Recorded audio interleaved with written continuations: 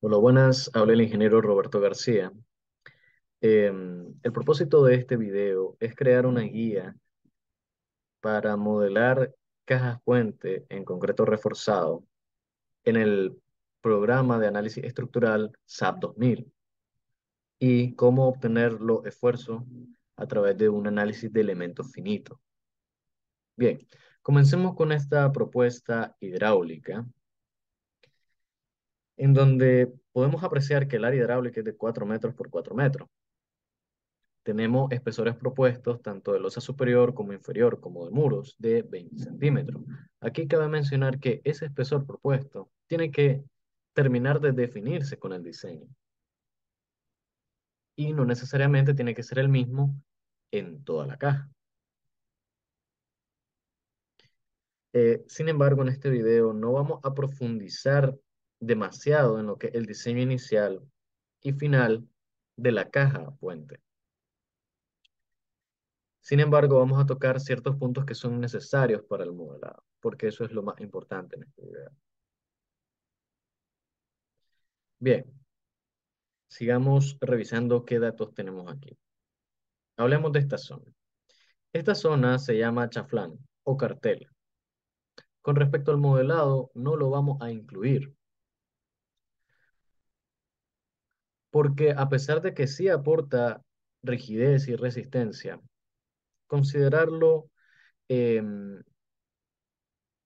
es un trabajo adicional que no necesitamos.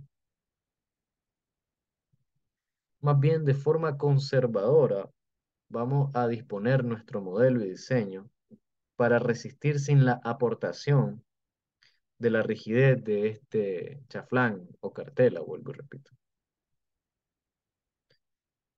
Para diseños donde la geometría y el apegarse bastante a la realidad es importante, sí se debe de considerar, pero para geometrías sencillas como esta y diseños sencillos como esto, no es tan importante realmente. Es casi indiferente contemplar lo que es lo que es la cartela. Ok, ¿qué más tenemos por aquí? Em, Tenemos que la caja está soterrada 0,46 metros, que serían 1,5 pies. Ok, este dato es importante, ya vamos a ver por qué. ¿Qué más? Solamente. Ahora hay que definir con qué geometría vamos a trabajar, porque aquí tenemos tres caminos. Podemos trabajar con la geometría exterior de forma muy conservadora, porque recordemos que mientras más grande hagamos la caja, pues más críticas serán las cargas. Podemos trabajar con la geometría intermedia de una forma más realista. ¿Y por qué digo realista? Bueno, porque en el programa nosotros vamos a dibujar un elemento tipo área, vamos a dibujar un plano. Claro está que ese elemento tipo área se configura su grosor. Si le damos extruir al elemento, vamos a notar que el programa lo que hace es que el grosor, la mitad va para arriba y la mitad va para abajo. Esto siempre así. Entonces, si nosotros trabajamos con la geometría central, vamos a estar modelando de forma realista lo que es la caja. ¿Me explico? El otro camino es trabajar con la geometría interior, que va a ser nuestro caso. Cualquiera de estos tres caminos es totalmente válido. Tendríamos que llegar a una solución muy similar por cualquiera de estos tres caminos para este tipo de geometría, que es una geometría sencilla, es una geometría clásica, por así decirlo. Ya hay otros casos, depende de la configuración de la caja, en donde la geometría sí es muy importante ser muy fiel, o mejor dicho, lo más fiel a la realidad posible. Por ejemplo, esta geometría de aquí, que es una geometría muy crítica en la parte de lo que es la losa superior, porque esta caja, uno, bueno, no está soterrada, no está enterrada. La mitad de la losa superior va a formar parte del andén de la acera, la otra mitad va a formar parte de la calle y a la mitad del claro vamos a tener aberturas tipo tragante para que el agua de lluvia desagüe en la caja.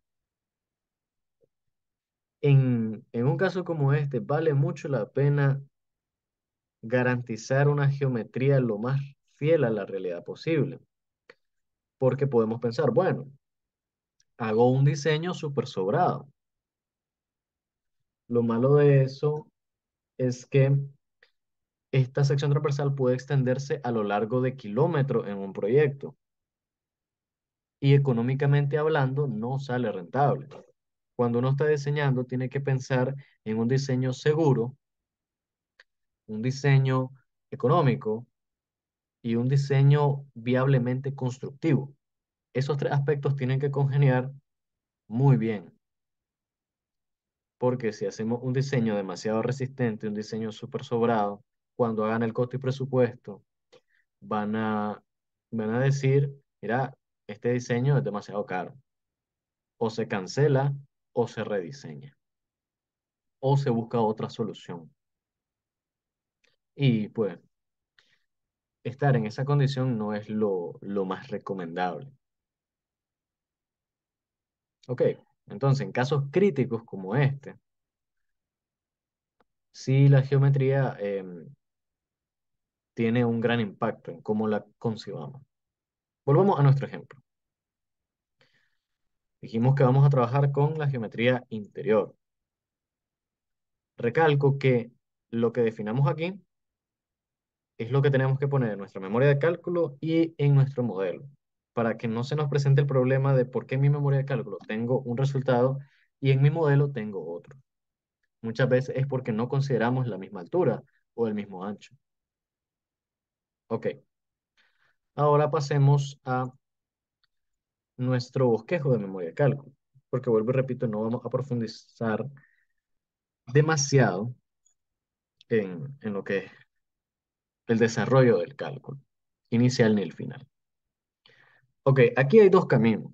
Uno, cuando tenemos estudios de suelo, que es lo recomendable, y dos, cuando no disponemos de estudios de suelo, que es en la mayoría de los casos.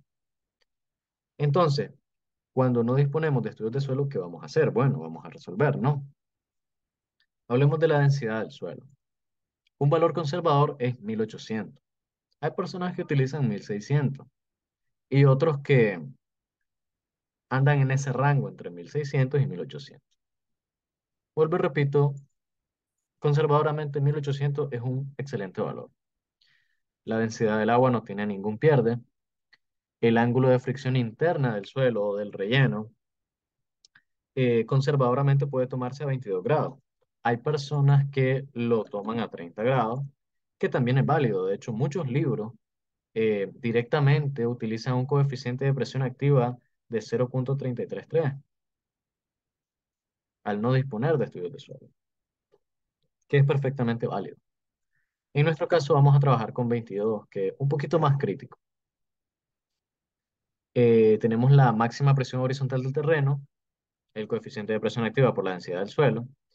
Este valor también es un valor conservador que se puede apreciar en varios libros. Aquí tenemos esto importante, la altura de la caja. Habíamos definido 4 metros, entonces aquí 4 metros. La altura del relleno, 1,5 pies, que son 0,46 metros.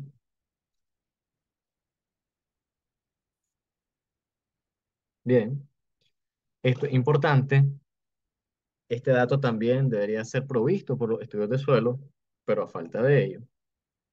Un valor conservador es 3,1, hay quienes utilizan 3, que es el coeficiente de balasto, que está directamente ligado con la discretización o el mesh que vamos a hacer en el programa. Recuerden que mencioné que vamos a hacer un análisis de elementos finitos, entonces nuestra discretización va a ser de cuadros de 0,25 por 0,25 metros, que responden directamente a un coeficiente de balasto de 3,1. Si esto cambia, esto tiene que cambiar. O si esto cambia, esto tendría que cambiar. Lo recomendable es trabajar con estos valores. Ahora, el suelo en el programa lo vamos a modelar, el aporte del suelo lo vamos a modelar a través de un resorte. Entonces, la resistencia del resorte va a ser igual al coeficiente de balasto por la discretización que estamos haciendo. Ya vamos a ver dónde introducimos este valor en el programa. Bien, saliendo de los datos iniciales, veamos las cargas a las cuales va a estar sometida la caja. Primero, la carga vertical. Con respecto al terreno, tenemos la densidad del suelo por la altura del relleno. Esto es de una forma muy sencilla. Aquí tenemos una nota que es revisar la ASTO. ¿Por qué? Porque en la ASTO hay ciertos factores que se añaden a esta fórmula, que hacen de este valor algo más crítico, en donde es bastante recomendable pues revisarla esto para tener todo bajo norma. De forma simple, ahorita lo vamos a considerar así. La carga lateral no tiene ningún pierde, es la densidad máxima y la densidad mínima por la altura de la caja. Esta es la presión de tierra en la parte inferior de la caja. Ya lo vamos a ver de una forma más didáctica cuando estemos en el modelo. La carga de agua tampoco tiene ningún pierde, densidad de agua por su altura, esto es al fondo de la caja. Ahora, esto es importante, la sobrecarga por carga viva vehicular, que también hay que revisarla en la ASTO, porque em, tiene dos condiciones, hay dos caminos. Eh, Cuando los vehículos sencillamente atraviesan la caja y cuando los vehículos recorren la caja a lo largo de ella. En nuestro caso, el vehículo va a atravesar la caja. Por ende, vamos a tener una altura equivalente superior y una altura equivalente inferior. Si recorriera la caja a lo largo, estos valores serían diferentes. Estos valores salen de unas tablas en las cuales, según la altura de mi relleno y la altura de mi caja, hay que interpolar. Así que aconsejo revisar a esto. Ya después encontramos nuestro valor LS en la parte superior y en la parte inferior. Multiplicamos la densidad máxima por esta altura equivalente. La forma que se nos va a crear es de un trapecio invertido. Vuelvo y repito, lo veremos de forma más didáctica cuando estemos en el modelo. ¿Qué más necesitamos? Ya tenemos todos estos datos. Necesitamos la carga que transfiere el vehículo en la losa superior. Tenemos tres casos. El primero que corresponde a nuestro análisis, que es cuando el tráfico eh, viaja atravesando la caja y tenemos menos de 2 pies de relleno. Recordemos que nuestro relleno es de 1,5 pies. Entonces, se nos va a formar un área rectangular que va a cubrir el eje del vehículo, uno de los ejes del vehículo. Sobre esta área vamos a aplicar el esfuerzo que transfiere un eje del vehículo. Pero ya vamos a ver más a detalle cómo se forma esto. Cuando tenemos 2 pies de relleno o más, vamos a calcular el área de una llanta. Y sobre esta área vamos a cargar el peso de una llanta. Así en cada llanta. Y está la otra condición cuando tenemos más de 2 pies, en donde al calcular el área de una llanta se superpone al área de la otra. Entonces, es como volver a la primera condición. Ahora bien, ¿cómo definimos esto? Hay personas que les gusta programar el cálculo de esta área y dentro de esa misma programación que se tire un mensaje en donde si se superpone, pues hay otro cálculo para volver a definir esta área. En lo personal y en este video vamos a calcular el área de una llanta, vamos a ir al AutoCAD para verlo y apreciarlo de una forma más didáctica. Cada quien trabaje a como mejor le guste y le parezca, mientras tenga la plena certeza de lo que está haciendo, porque de nada sirve un cálculo no se entiende o no se puede interpretar bien. Ok, bien, continuemos. Estos datos proceden de la ASTO, eh, de la ASTO 2020. Realmente la ASTO 2017, la 2014, no varían estos datos. Tal vez en la 2004 hay alguna variación, pero no es muy significativa. Esto siempre ha sido lo que siempre ha sido. Bien, tenemos un área de contacto, un ancho del área de contacto de 20 pulgadas, un largo de 10 pulgadas, una separación entre ejes de 6 pies y de 4 pies. Tenemos el peso de una llanta para un HL93 y para un tándem, que bueno, es un HL93 tándem. Ya lo vamos a ver mejor cuando vayamos al AutoCAD y les voy a mostrar una página de la ASTO para que, vuelvo y repito, se entienda mejor. Y aquí está el cálculo del área para una llanta, que esto es importante. Bien, vayamos a primero vayamos a la ASTO. Em, Esta es la 2017, pero vuelvo y repito, indiferente con respecto a las otras versiones, esto no va a cambiar. Esta es la versión que tenía a la mano, así que revisemos aquí. Tenemos el camión de diseño, el design truck, que tiene esta configuración. De aquí a aquí tiene 14 pies, de aquí a acá tiene entre 14 y 30 pies. Sin embargo, a pesar de que aquí haya una variación, la carga va a ser la misma. La carga que transfiere el eje. Esta carga es la carga que transfiere el eje. Si queremos saber la carga que transfiere cada llanta, tenemos que dividir esto entre dos, que es lo que tenemos aquí. Esto es un HL93. Es la carga que transfiere entre dos, 32 entre 2, 16 kips. ¿Ok?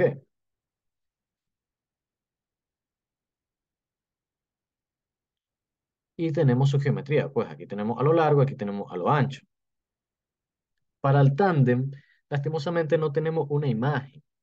Simplemente aquí esto nos dice Design Tandem, que también es un HL93 Tandem, que consiste en un par de ejes de 25 kips. El eje pesa 25 kips, espaciado a 4 pies y a 6 pies. Ok, ¿qué es lo que tenemos aquí? 25 entre 2 para saber el peso de una llanta. Y ahora estos datos que nos da la AASHTO de separaciones lo transferimos a el AutoCAD. Aquí tenemos la proyección del área de contacto de una llanta. Habíamos dicho que tiene un ancho de 20 pulgadas y un largo de 10 pulgadas. Esta flecha indica hacia dónde transita el vehículo. Este es la proyección de un HL93 tándem y su geometría, pues su geometría estándar. Em, Esta es la proyección de este camión, considerando la geometría más crítica, que sería 14 pies y 14 pies,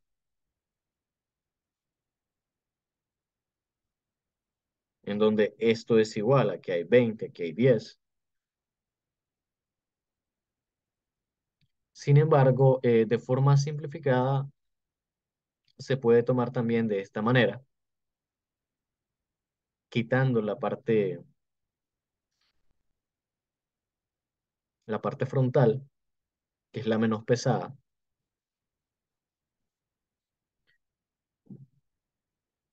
Claro que la parte frontal no tiene gran impacto cuando el vehículo atraviesa la caja, porque no es tan crítica la parte frontal. Sin embargo, sería interesante cuando el vehículo viaja a lo largo de la caja, sería interesante modelar todo y revisarlo, por lo menos una vez. y decidir si vale la pena simplemente siempre trabajar con la simplificación o en ciertos casos, cuando el vehículo, vuelvo y repito, viaja por encima de la caja, contemplarlo completo. Ok, en nuestro caso vamos a trabajar con la simplificación del HL93 y con el HL93 Tandem.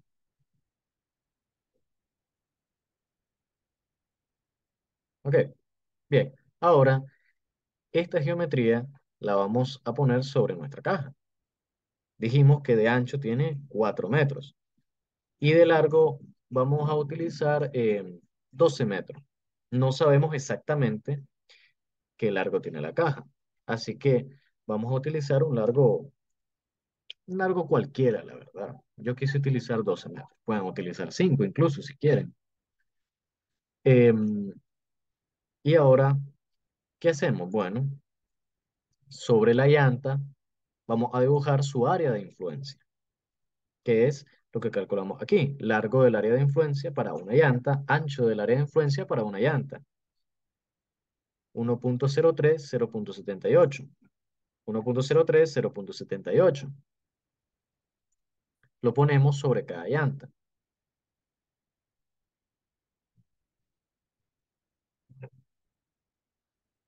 Eh, ¿Por qué solo coloco aquí estas, o sea, por qué lo coloco ahí solo este eje? Bueno, es que este que es más largo no siempre cabe. Esta posición no es tan crítica. Se sale de la caja o está sobre los muros. Entonces la posición más crítica es ubicar un eje al centro. De hecho, para analizar flexión, esta carga la tenemos que ubicar al centro del claro, al centro de estos 4 metros. Pero también, como tenemos que revisar tanto flexión como corte, tenemos que cargar también esta carga, pero al borde. Ok, esas dos condiciones tienen que estar presentes en nuestro modelo.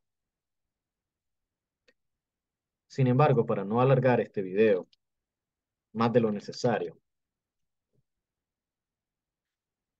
vamos a ubicarlo simplemente esto al centro. Ok, bien. Entonces, ubicamos sobre cada llanta su área respectiva y empezamos a tomar decisiones. ¿Cuál es la primera? Bien, habíamos hablado de que tenemos menos de 2 pies de relleno, así que la configuración es esta que está aquí. ¿Qué quiere decir esta configuración? Sencillamente que al área que yo le pongo la llanta, tenemos que extenderla, tenemos que unirlas. Entonces, nuestra área de influencia va a ser ahora de 2.83 por 0.78. De la misma manera, vamos a proceder con el HL93 Tandem. Lo ubicamos al centro y como lo único que varía es esta separación, simplemente copiamos y pegamos, ¿no? Y también el tándem tiene que ir al centro y tiene que ir al borde. Al centro para revisar flexión y al borde para revisar cortante. Ok, esos cuatro casos tienen que estar presentes en nuestro modelo. Por simplificación, en este video, solo vamos a ver cómo, cómo cargar esta condición. Las demás condiciones se cargan exactamente de la misma manera. Vuelvo y repito para no alargar demasiado este video. Ok, otro aspecto importante, la ubicación de esta área, el cálculo de esta área, es totalmente igual cuando el vehículo recorre la caja a lo largo. Es exactamente lo mismo. Nada más que ahora tenemos que incluir los dos ejes en vez de uno.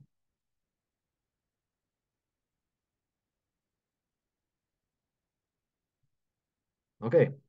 E igualmente, tenemos que ubicarlo al centro para calcular flexión, revisar flexión, mejor dicho, y al borde para revisar cortante. Vale,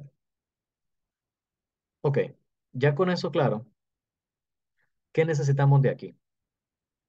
¿Cuál es esta área?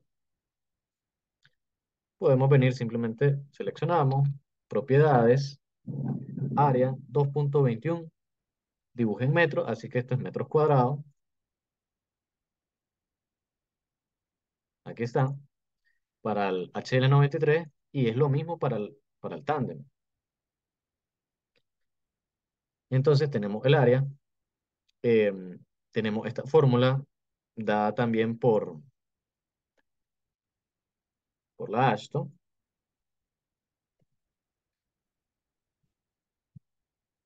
Em, Sobre esta área de influencia, ¿cuántas llantas tenemos? Dos.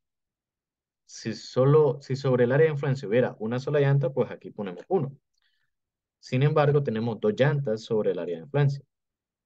Tenemos dos, hay que poner dos. Este factor IM, que es la tolerancia a carga dinámica, la ASTO, eh, estipula que para cuando se tenga alturas de relleno iguales o mayores a 8 pies, se puede considerar. Pero en nuestro caso, pues tenemos 1.5, así que podemos obviar esto. Este factor hace más crítica esta carga. En nuestro caso, pues no es necesario, así que lo podemos despreciar. Otra cosa que quiero mencionar es, por ejemplo, a veces esta área, más que todo en el HL93 Tandem, esta área a veces es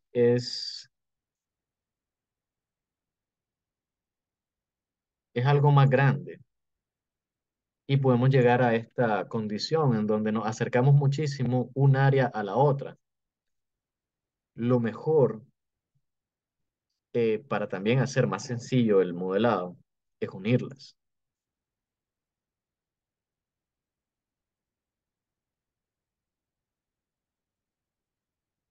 Lo mejor es unirlas. ¿Cuál es la diferencia en el cálculo? Bueno, sobre esta área vamos a tener cuatro llantas. Esa es la única diferencia. Escribimos nuestra área y sobre el tándem decimos, bueno, hay cuatro llantas sobre esa área. Si se da el caso. Porque trabajar el modelo con esta pequeña separación, la verdad que es más trabajo que beneficio. Ok, bien,